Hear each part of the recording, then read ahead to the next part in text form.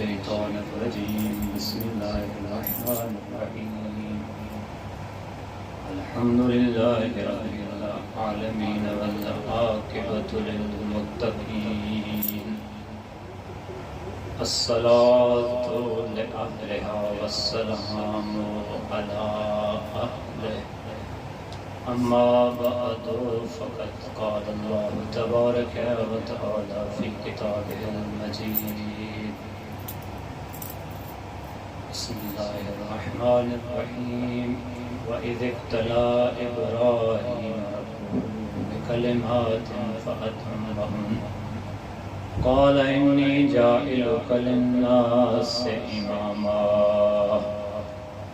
سب سے پہلے دعا ہے خداوند متعال برادر عزیز غلام حیدر ابراہیمی کے مرحوم والد کی بخشش و مغفرت فرمائے. پروردگار انہیں کروٹ کروٹ راحت نصیب فرمائے. جنت الفردوس میں اعلی مقام عنایت فرمائے. شفاعت امیر المؤمنین حضرت علی بن ابی طالب علیہ السلام نصیب فرمائے. ایک مرتبہ مل کر صلوات پڑھیں.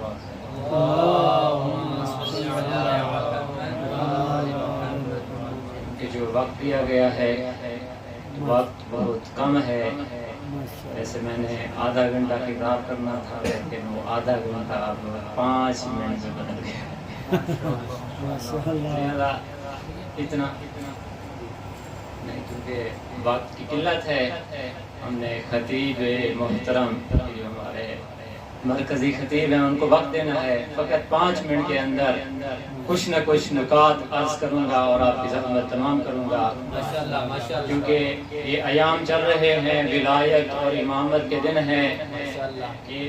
ایران میں دہ ولایت و امامت مشہور ہے. تو میں چاہتا ہوں فقط ان 5 منٹوں میں آپ کے سامنے امامت کی تعریف کروں.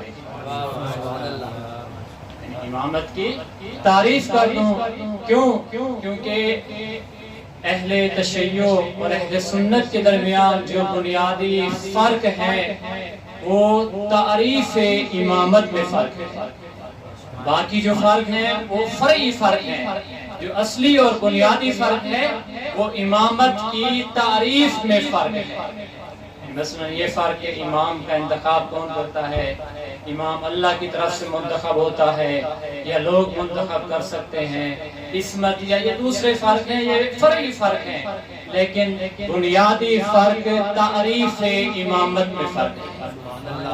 میں چاہوں گا کہ ان 5 منٹ کے اندر فقط اسی امامت کی تعریف کو واضح کر دوں. اور امامت کی تعریف سمجھنے سے پہلے ہمیں نبوت کو سمجھنا چاہیے. کہ نبی کے پاس بہت بڑے منصب تھے لیکن ان منصبوں میں سے دو بنیادی اور دو بہت بڑے جو منصب ہیں وہ 2 منصب ہیں. ایک منصب کا نام ہے مرجعیت دینی. نبی تھے مرجع علمی. یعنی مرجع علمی میں اس اعتبار سے کہوں گا, مرجع دینی اس اعتبار سے کہوں گا. مثلا میں اگر نماز پڑھتا ہوں ہاتھ کھول کر پڑھوں یا باندھ کر پڑھوں تو مجھے سوال کیا جائے گا, مجھ سے پوچھا جائے گا کہ کیا دلیل ہے, کس بنا پر آپ نماز پڑھ رہے ہیں, آپ کا یہ طریقہ نماز پڑھنے کا کہاں سے اخذ ہوا ہے, آپ کے پاس کیا کوئی دلیل ہے اس طرح نماز پڑھنے کی. اس سے سوال ہوگا. لیکن جب ہم نبی کے بارے میں کہتے ہیں اور نبی فرماتے ہیں سلو کما رأیتمونی کہ تم نماز پڑھو اس طرح جس طرح تم مجھے نماز پڑھتا دیکھتے جاؤ. کیا مانا کہ نبی سے سوال نہیں کیا جائے گا کہ آپ کے پاس کیا دلیل ہے, آپ کے پاس کیا ماخذ ہے, آپ کے پاس کیا منبع ہے. نبی خود منبع دینی ہے, نبی خود مرجع دینی ہے. میں دوسرے الفاظ میں کہوں گا حوالے کی ہمیں ضرورت ہے, نبی خود حوالہ ہے. پہلا بڑا منصب جو نبی کے پاس ہے وہ مرجعیت دینی ہے. اور دوسرا بڑا منصب وہ جو نبی کے پاس ہے اسے کہتے ہیں علت وجود کائنات اور علت بقائے کائنات. ورنہ آپ کے علم میں ہے کہ مشہور حدیث ہے کہ لولاک لما خلق، کہ حضرت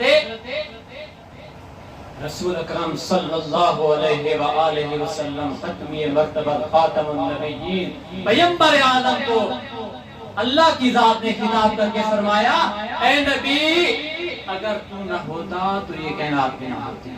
اور یہاں میں ایک حدیث نقل کروں گا، فرائض الستین اہل سنت کی مشہور کتاب ہے، فرائض الستین اہل سنت کی مشہور کتاب ہے، اس میں صاحب کتاب نے فضائل نقل کیے ہیں اہل بیت علیہ السلام۔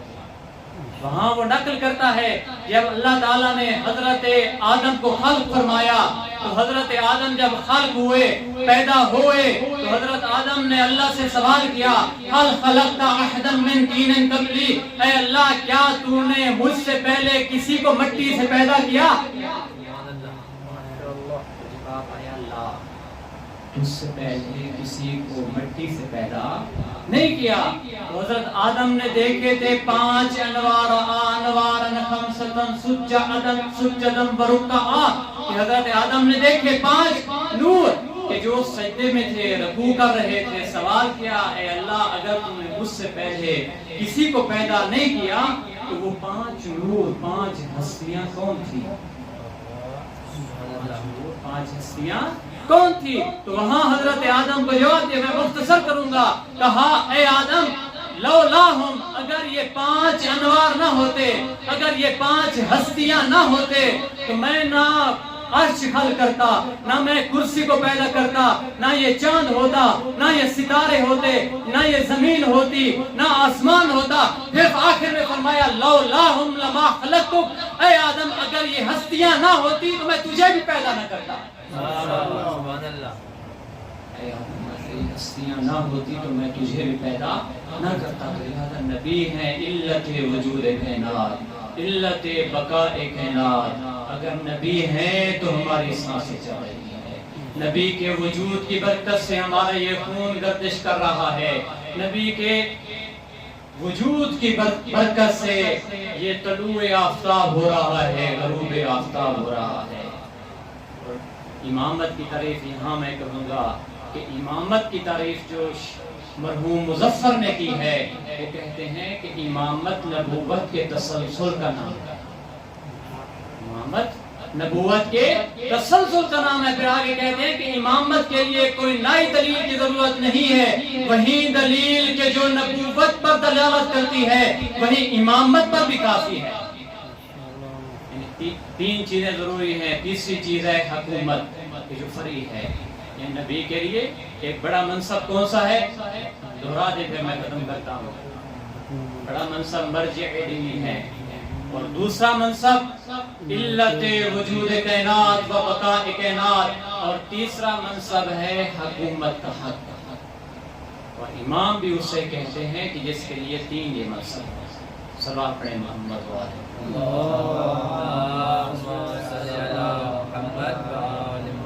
انشاءاللہ تعالیٰ اگر پھر کبھی وقت ملا تو تفصیلاً بیان کریں گے۔